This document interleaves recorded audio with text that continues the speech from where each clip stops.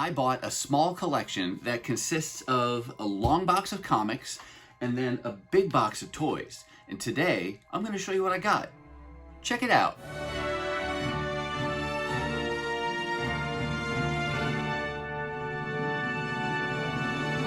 Hey everyone, and welcome to my channel. My name's Chris, and this is Northgarden Comics. So today's video is a little bit of a fly by the seat of my pants type of a video because I bought this collection, but it's got a long box of comics, so close to 200 comic books and a couple magazines and regular books in here, some trades, etc. And then over here, I've got a big box of toys, and I'm torn between two approaches based on other videos I've seen out there. One is that people buy collections and then they'll give you the haul, but they just show you highlights. And there's a part of me that says, you know, I kind of want to see everything. I mean, great that you got these keys and such, but I want to see all the other stuff you got. And that helps inform me as someone who's just really kind of wetting my toes and dipping my toes in the water, so to speak, of buying small collections.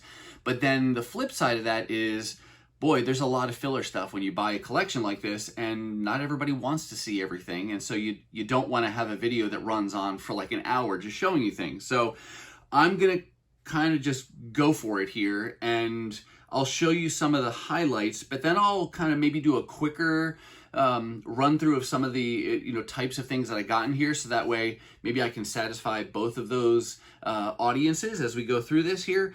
But to let you know a little bit about the collection to begin with, this collection belonged to a gentleman. It was his childhood collection, and he was trying to free up some space, and he did say he was still going to do some collecting, but he was going to really focus it in on some Uncanny XMen books in a particular run that he wanted to get. So everything else, he was just wanting to move, including these toys and these comics. And I'll tell you up front, for those of you who are really just looking for keys, there's no major keys in this collection. That's not how I'm buying collections right now. The way I'm approaching a collection is for two reasons. One is so that I can fill my own collection and fill in holes on my own wish list, but then it's also to get inventory to be able to turn around and sell, not necessarily for big dollar amounts, but to sell so I can make money to buy more comic books. And the way I do that is actually thanks to my wife, Nicole. She has a booth at a vintage shop, and she's had it so that I could put some short boxes of comic books there. And so over the last couple years, I've been pulling things from my own collection that I no longer want, or duplicates that I've acquired, or things like this now, where, buy a small collection and keep some things for myself, and then put the other things at the shop and, sell it for a few bucks, and then hopefully recoup my money, and again, repeat that cycle. And I know many of you out there are doing that far better and for far longer than I have. And I'm just starting to dip my toes into that. Sorry to use that phrase again. But yeah, I'm just starting out, and it's fun. And I'm not looking to have it be a job or anything. I just want to make some money to buy more comic books, and it's fun to be around the comics and to do these kind of things. So it's just another way I'm expanding my interest in the reading and collecting hobby. So bought this collection from him. Let's look at the comics first, and then we'll come back to the toys, because I know most of the people watching my channel are here looking for the comic books.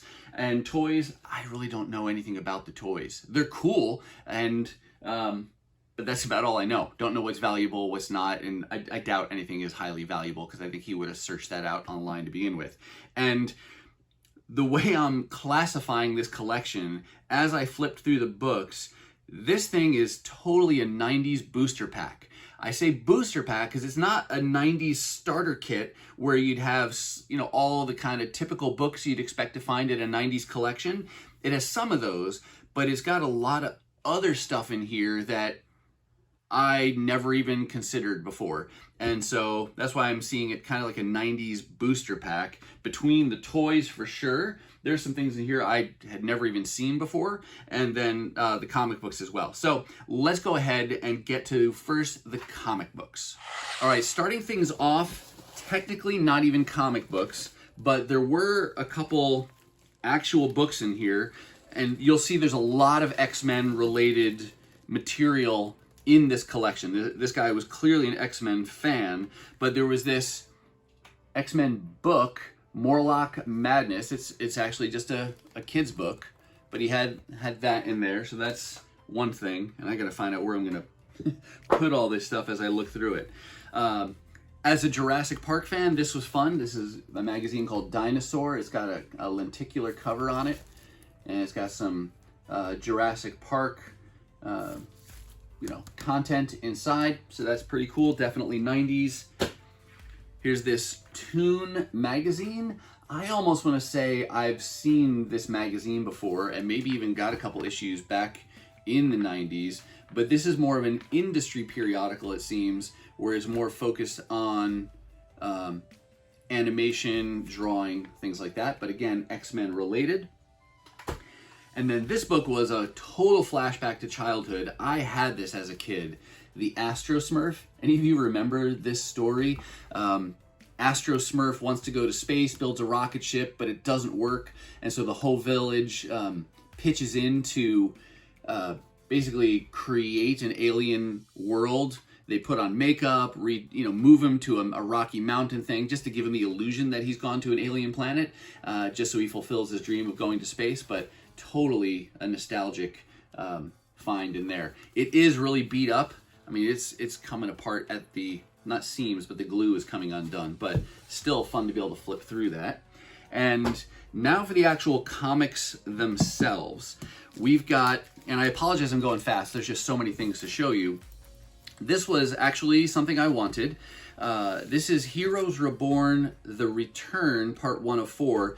It's one of the limited series that came out when Marvel reclaimed the licenses or the editing rights to those properties that went out to Image for Heroes Reborn. And so here's Heroes Reborn, The Return, Part 1 of 4. This is a variant cover by artist Dave DeVries, and he signed the front. And there is the certificate of authenticity in there. So that was pretty fun to be able to get that. That is a limited series I have on my wish list, and just fun to find a fun variant like that.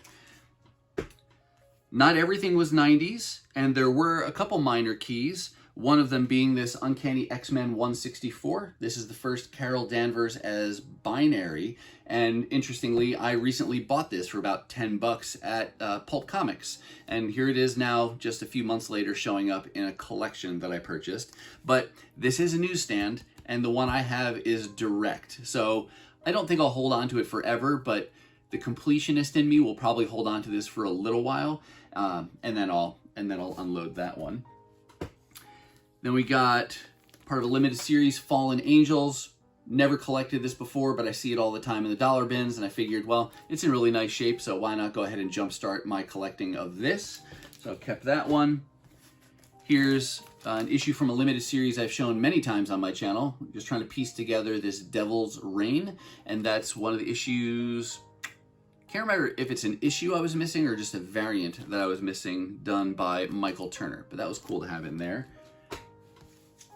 Here's just a fun, definitely 90s cover of Iron Man 300 with the gold and the reflectiveness going on there. Here's a book I did actually want as well. This is Fantastic Four 250, part of the John Byrne run, something I'm working on here. These next three were some of those variants that I didn't know existed. I actually have a copy of this one-shot already, and now I have 3 more, but all different variants. This is Gen 13 Generation X. It's a one-shot, cover by Art Adams, and interior pencils by Art Adams, and this is a 3D version. And then there's also this cover, which is another 3D version, and that's a J. Scott Campbell cover. And then thirdly, another Art Adams variant, but not 3D, this one here. So not your core 90s books, but definitely that 90s booster pack kind of a feel to those books there.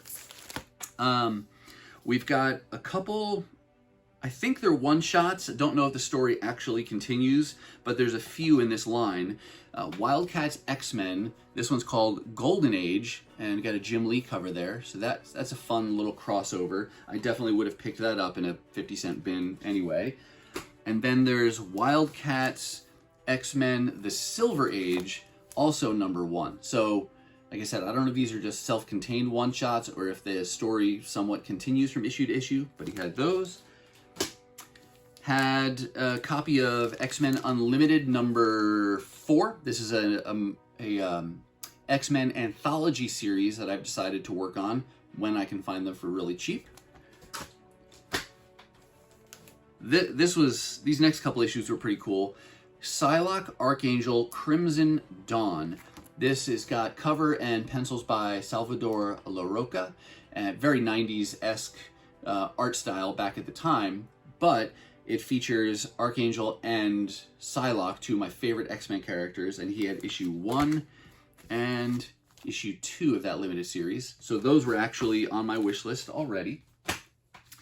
Let's see, we've got just random issue of X-Force and an annual of X-Force. I'm keeping this one. I have it already, but this one's got the polybag and the trading card in there. So a little bit more complete, so I'll hold on to that one and offload my existing copy.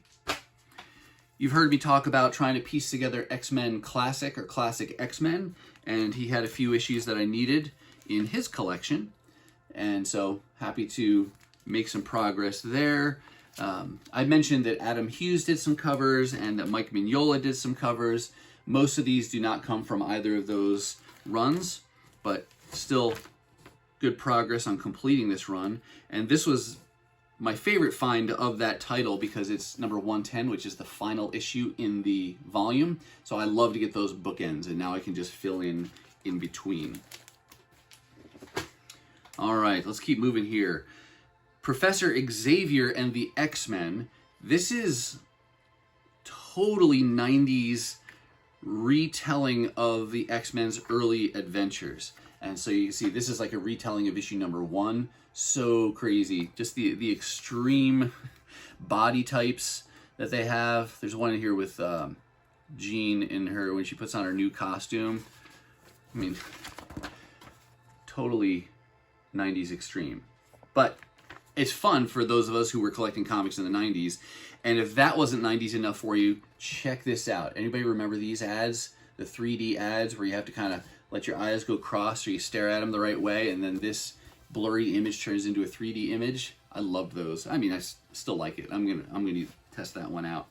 But then he also had issue 2. I think it's like the first 4 issues of this.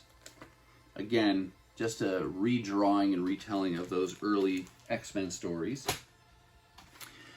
He had a bunch of books that were either one-shots or limited series, things that I honestly probably wouldn't have picked up otherwise, and I don't know that I'll hold on to them forever, but because they're a little bit more off the beaten path, I will hold on to them for now, and the primary reason I'll hold on to them is because at the moment, thankfully, space is not an issue for me, so when the day comes that space is an issue, these could quickly become things that, you know, some of them will definitely go by the wayside, but for now, they're fun to have in my collection. This is Uncanny Origins featuring Cyclops, number 1. I think that's just it's not a one-shot. It's a one-shot just telling his origin. And then the series continues. You can see here's number 2, telling the story about Quicksilver. And then it went on for several issues after that. We've got a couple Excalibur annuals that I didn't have. I collected this volume, but apparently never collected any of the annuals. Got a Starjammers limited series, or maybe a short ongoing, with a cool 90s reflective cover there.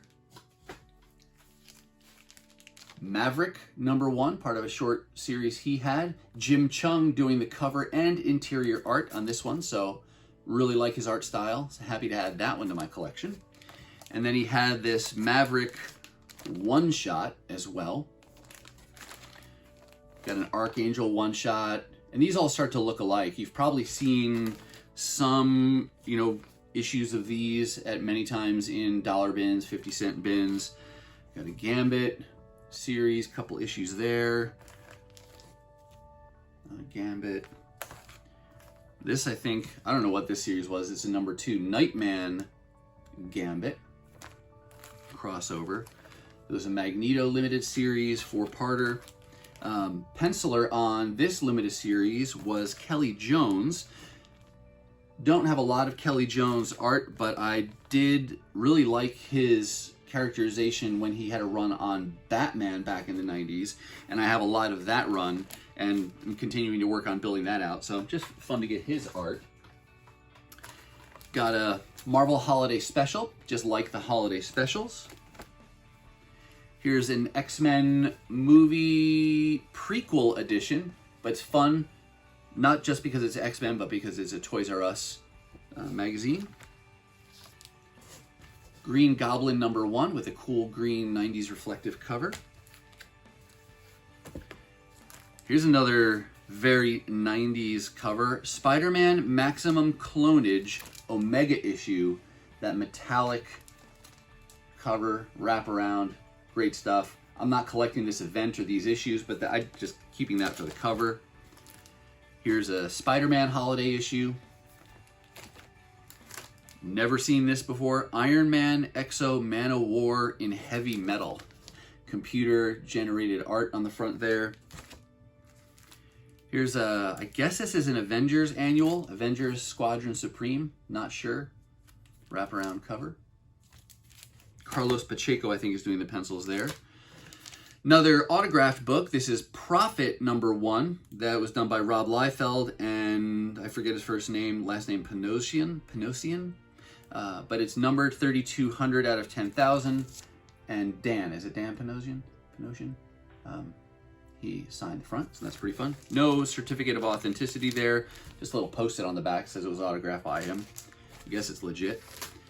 Here's Witchblade #2. Not collecting this series, but it's the second lowest number you could get. So fun little addition there. I do have some of the variant covers of some of those issues because Chris Bachalo did some variant covers. So those are ones I've been hunting for. I just got the most recent facsimile of Hulk 180 and 181 that came out just recently as a facsimile. And now look here, I got this Marvel Milestone Edition facsimile reprint. So that's pretty fun. Here's a Superman Action Comics Annual #6 with a Mike Mignola cover. That's what drew me to that one. And then he had a bunch, for those of you who are familiar with the Amalgam comics that DC and Marvel did back in the, I guess that was the 90s, was that the early 2000s? But I'll show you, he had a bunch here, and I'm keeping the ones that I didn't have, and then I'll sell the ones that were duplicates for me. But he had Super Soldier, Amazon, Bullets and Bracelets, Assassins,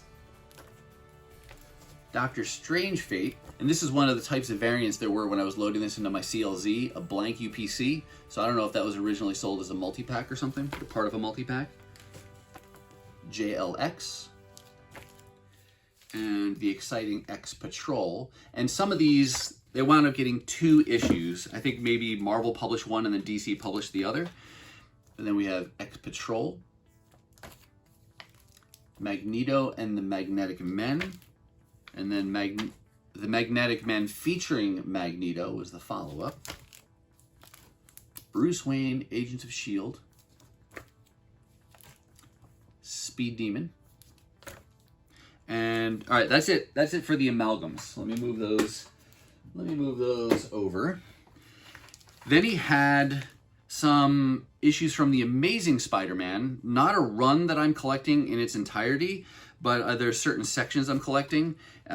These are all from the Mark Bagley era of Volume 1. Here's issue 405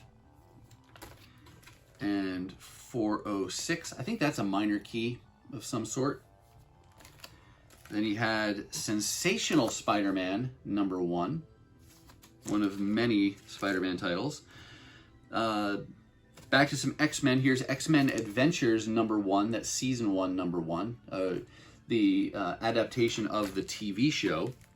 This is one, I never collected it back then, and even now I'm not sure if I really want to or not, but I may at some point look for the omnibus edition, because that collects, I think, everything in one, and that would be a pretty cool way to have that as an omni. And then here's another one from season 2. Right, let's move those aside. Eric Spag. This next book totally made me think of you, because I had never even heard of this artist until a video that you did on your channel. But this is Gen 13 Bikini Pinup Special with cover art by, don't know his first name, but it's Chiodo. So I totally thought of you, Eric, when I saw this book in there. So that was a fun find that way. And thanks to you, Eric, because I never would have heard of that artist had it not been for your reference. Then there's some other just oddball fun things. Here we got an Ewoks, and you got a couple non-90s, but a couple of Star Wars issues from the original Marvel series. And then there's a bunch more stuff in here that I don't want to take the time to go through everything. But you can see XMen Ultra Collection. We got some Generation X, which issues that I already have or I'm not collecting. Here's XMen Classic 99. I think I just showed you that in a recent video. We got some, I don't want to cause an avalanche here. Got some Dazzler issues that I had already. Classic XMen. Couple more 80s Uncanny XMen.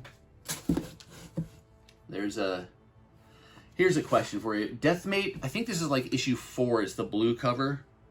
Blue cover, October 93. There's an autograph on the front there. For the life of me, I can't figure out who that is. It almost looks like it says Joe ST something, but I looked in the credits here and I can't find any name that seems to match that. So if anyone has a clue or a guess as to who that signature is, let us know down in the comments there. Then we got some Marvel Feature, Luke Cage Power Man, another X-Force issue. This I'll show you in a minute.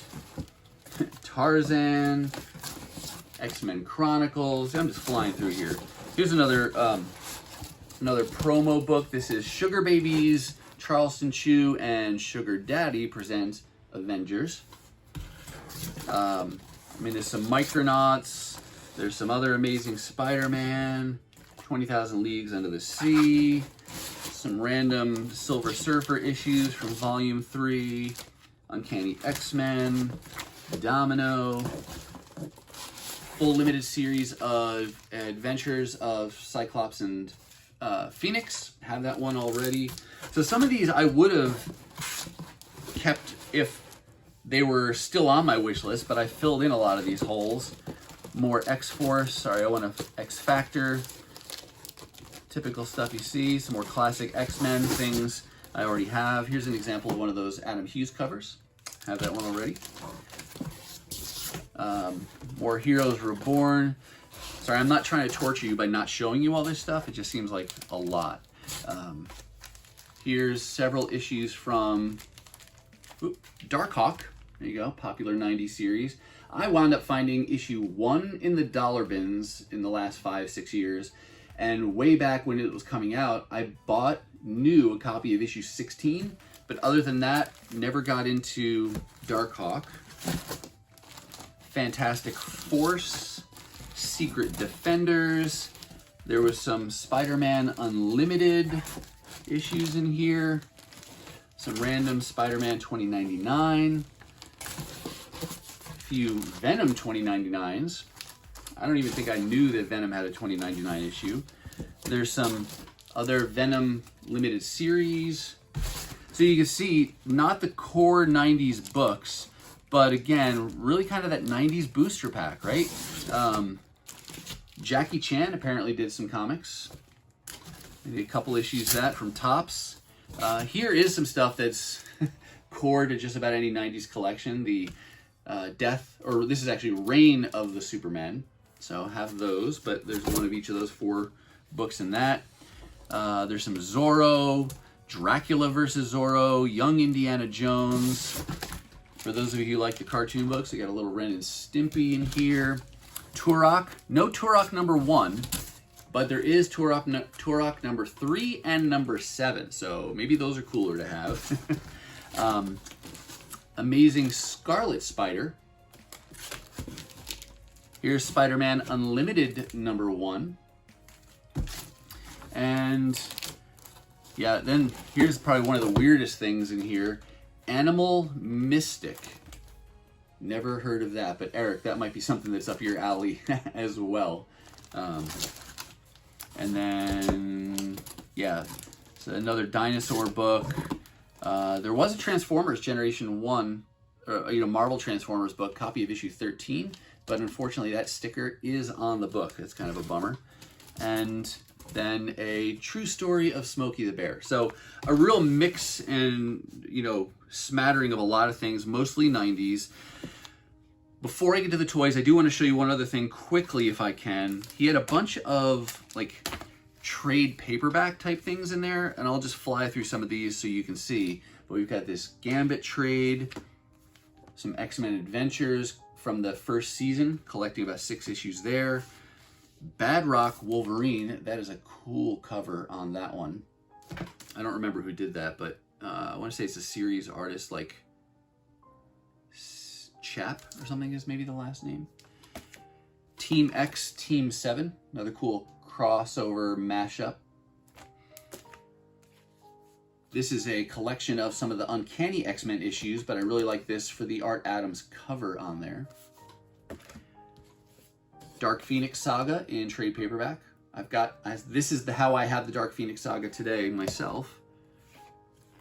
Simpsons Comics Extravaganza, reprinting some of the early issues of The Simpsons. Got some of these reprints, Secret Origins, there's some DC stuff. Here's a box, like a little multi-pack, mini Masterworks collector's pack with this little short run on Daredevil, collecting 319 to 325. That was pretty fun. I have some of those issues from when when they first came out, but that's just a cool kind of a gift set to be able to get those. Another collected edition for X-Men. This is the Neil Adams collection.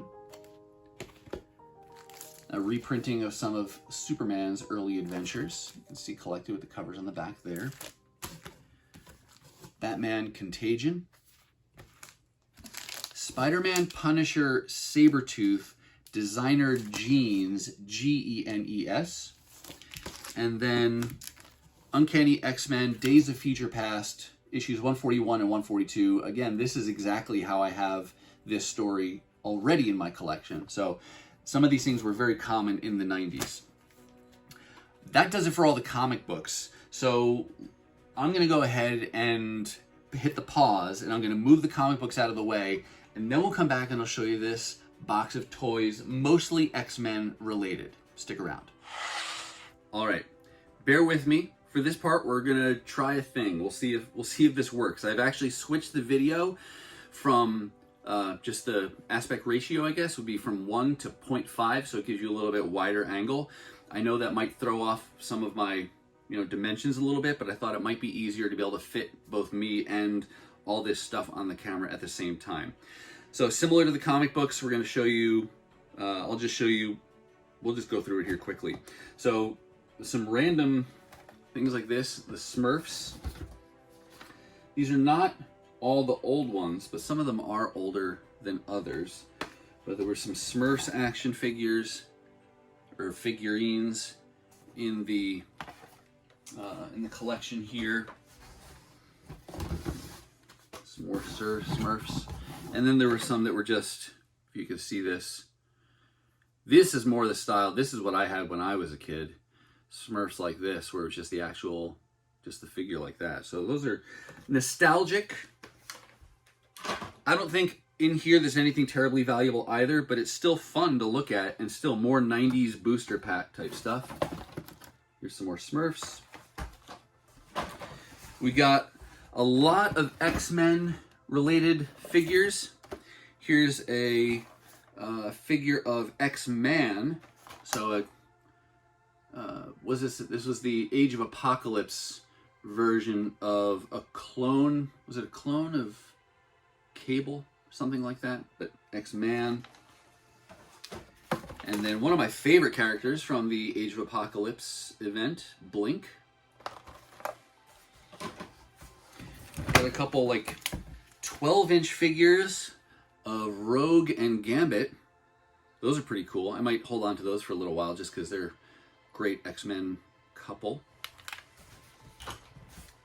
And the 90s were when, I mean, I got into the X-Men in the late 80s, but the 90s is still really a dominant image in my mind for X-Men related comics and their costumes and things like that. Here is Gladiator. And then, not X-Men, but Marvel. Here's Marvel Hall of Fame Invisible Woman in box.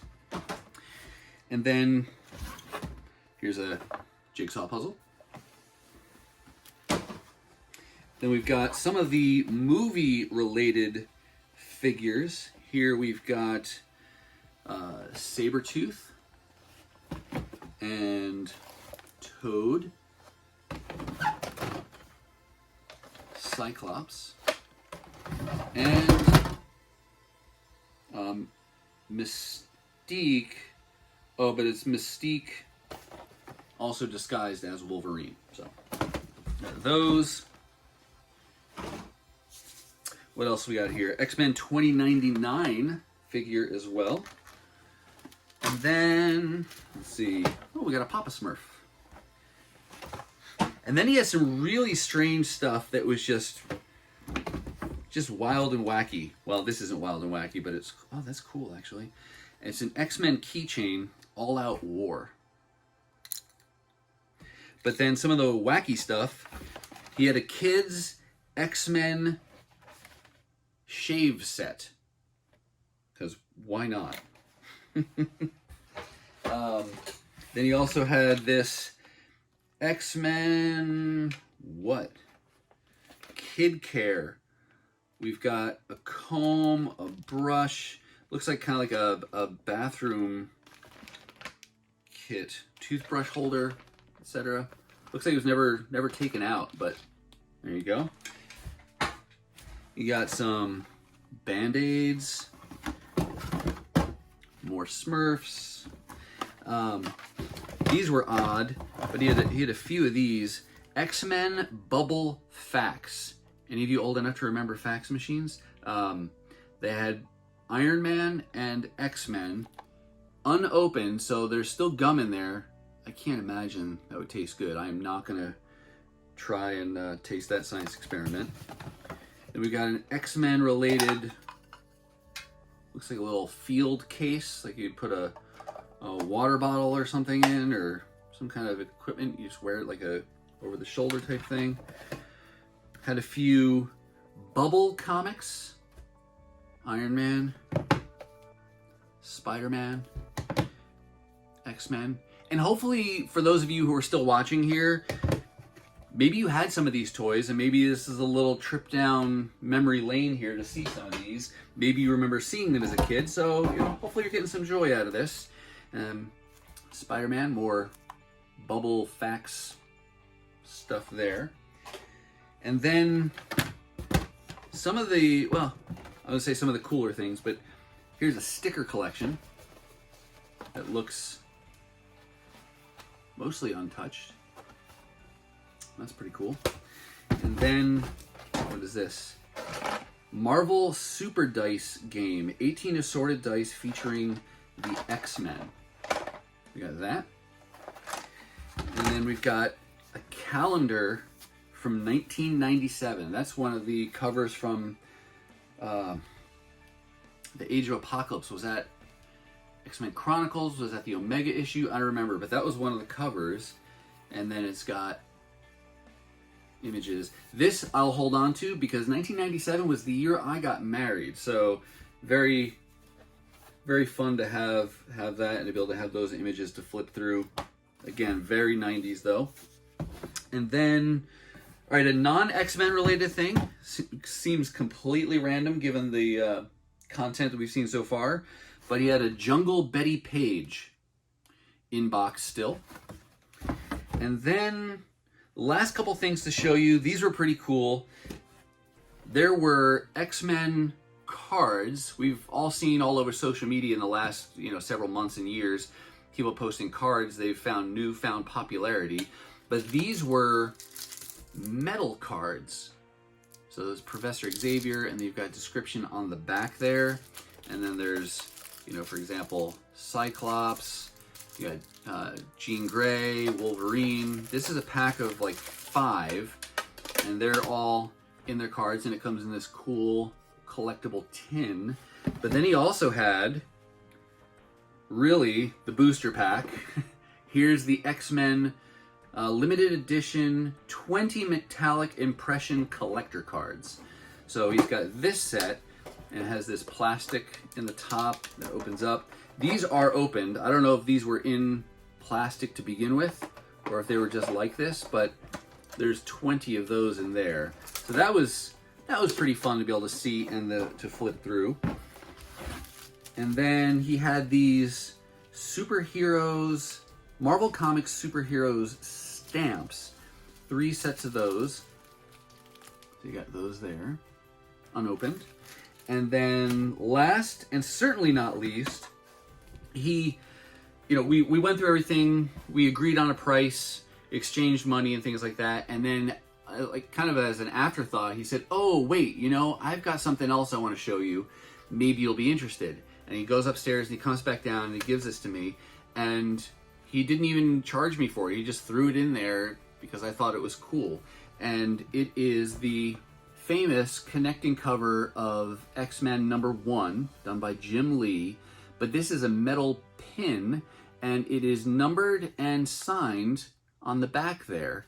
And I don't know if it's faded or if that's just the coloring that it had when it came out, but I thought that was pretty darn cool.